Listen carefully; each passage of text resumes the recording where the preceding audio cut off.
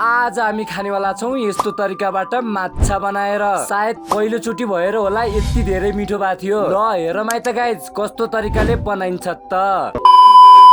So hey guys, welcome to my mini vlog. I hope तपाईहरु सबै सन्चै आरामै हुनुहुन्छ होला। म पनि सन्चै आरामै छु। आज हामीले सरल खेलेर ल्याएका थियौं माछाहरु धेरै परेका थिए, त्यही भएर आधी माछा बेचेर अलिकति माछा चाहिँ हामीले घरतिर ल्याएका थियौं। एकैछिन पछि घरमा त पुगियो, तर कसरी माछा पकाएर खाने भन्ने चाहिँ टुङ्गो भएन। त्यही भएर हामी चाहिँ दोधारमा थियौं। उत्तिखेरै जे पर्ला पर्ला आज हामी नयाँ तरिकाबाट माछा बनाएर खाम भन्ने प्लान भयो। त्यसपछि सबैभन्दा पहिलो प्रथम माछालाई राम्रोसँग पखालियो र अर्को कचौरामा नुन, तेल, बेसार र हामीसँग जे कुराहरु छ ती सबै कुराहरु हाल्यौं। त्यसपछि माछालाई मसलामा मिसाएर एकैछिन मोलेर हामीले राम्रोसँग राख्यौं। के गर्दा गर्दा समय भने धेरै गइसकेको रहेछ, त्यही भएर हामीले सामान छिटो छिटो प्याक गरेर पारीतिर लाग्यौं। घरबाट सबै कुराहरु सिस्टम मिलाएर गाथ्यौं नि त, त्यही भएर एकदमै सजिलो भयो। सबै केटाहरु चट्ट बसेर हामी चाहिँ आगो बाल्नतिर लाग्यौं। एकैछिनमा यति ठुलो आगो बल्यो कि हामीलाई त टाढा टाढा बगाउँछ त भने यार। अरु जे जस्तो भए पनि ठुलो आगो बालेर